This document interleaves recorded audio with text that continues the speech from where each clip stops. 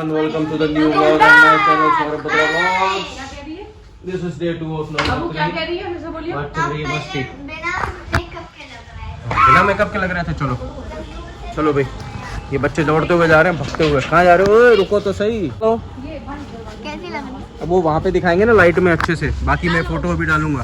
और पुष्टू इधर तो आ बेटा, ब्लॉग स्टार्ट करा है यार तुमने। This is day 2 of Navratri. जा रहे हैं सेकंड डे के लिए मस्ती करने, है ना? चलो भाई पहले चलो, फिर इनका आपको आउटफिट दिखाऊंगा वहाँ पे। ये दोनों के दोनों बच्चे हैं ना, भगते हुए जा रहे हैं, क्योंकि हम तो आज थोड़ा सा लेट हो गए थे भाई। तैयार वैयार होने में थोड़ा सा आगे पीछे हो जाता है, तो गरबा थोड़ा चालू हो गया था, तो मैडम दोनों भागते हुए गए। और ये देखो, आपको दिख रहे होंगे दोनों जाते हुए, और ये डांस कर रहे हैं। छोटे छोटे बच्चे बहुत प्यारा प्यारा डांस करते हैं, बहुत अच्छा लगता है।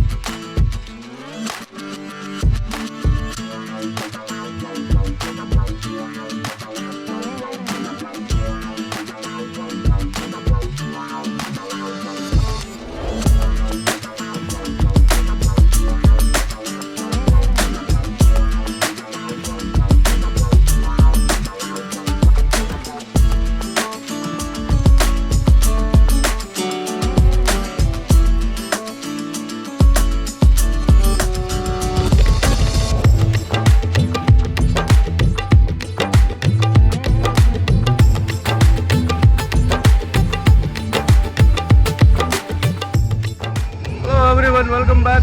बच्चे हमारे हमें मिला है। बच्चे हमारे डांडिया कर रहे थे और हम उनका नाश्ता मार रहे थे।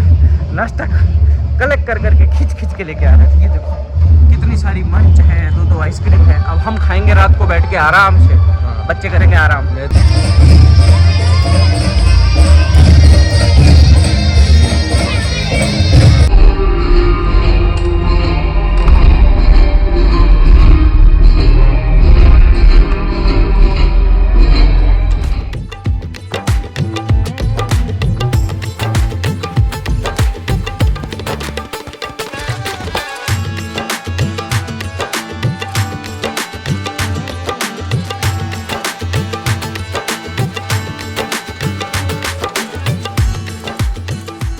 बच्चे थक गए, चूर हो गए। अब इनसे डांस नहीं हो रहा, अब इनसे पुष्पा भी नहीं हो रहा और कुछ भी नहीं हो रहा। अब ये जा रहे हैं घर की ओर, हम भी चले घर की ओर। हम तो पहले ही वेट कर रहे थे, हम तो कब से कह रहे थे इनको चलो घर, बहुत हो गया आज का। लेकिन अब ये फ्री हो गए फाइनली, और अब हम घर जा रहे हैं। तो day 2 is over for now. मिलते हैं आपको कल सुबह न्यू ब्लॉग में, नहीं इसी ब्लॉग में, बट डे 3 में। Bye bye. तो जी डे 3 की शुरुआत हो गई। तीनों मम्मी पापा एंड पुष्टि ब्रश पकड़ के अपने दिन की नई शुरुआत कर रहे हैं। Happy Navratri day 3।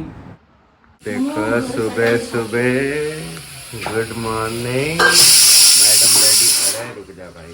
Madam ready for Navratri celebration at school. कैसी लग रही है बताना?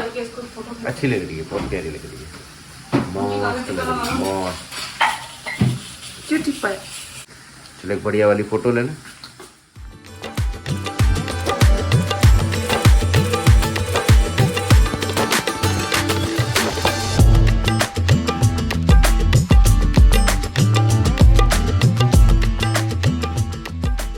Hello everyone, welcome back to the vlog.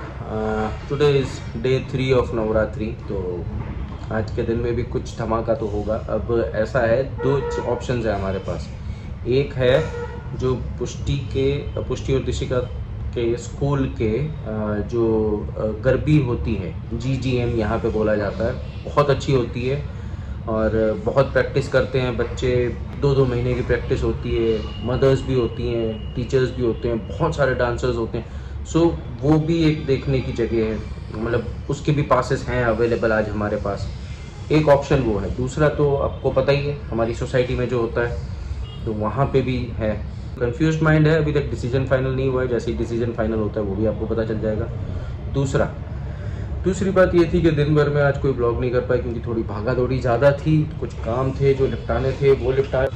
पापा को थोड़ा सा पैर में थोड़ा सा नस खिंचाव का थोड़ा सा प्रॉब्लम सा लग रहा था, तो वो थोड़ा सा डॉक्टर वगैरह को दिखाना था, वो भी दिखा दिया। Everything is normal. थोड़ा बहुत है खिंचाव, वो तो ठीक है, होता है। चलता रहता है, बॉडी है तो कुछ ना कुछ प्लस माइनस होता रहता है, तो वो भी ठीक है।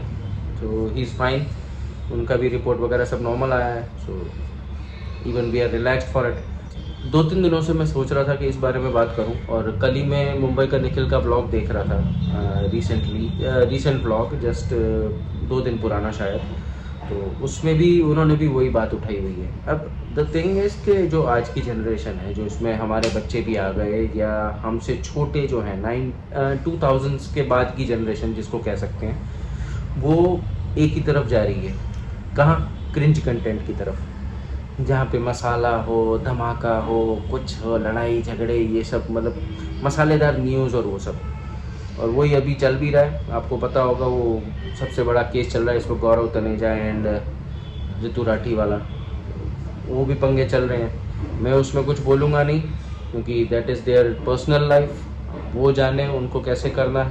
बट द थिंग इज़, जो मैं बोलना चाहता हूँ वो ये है कि ये जो कंटेंट इस तरीके जो चल रहे हैं, वो क्या उसको हम सही कर सकते हैं?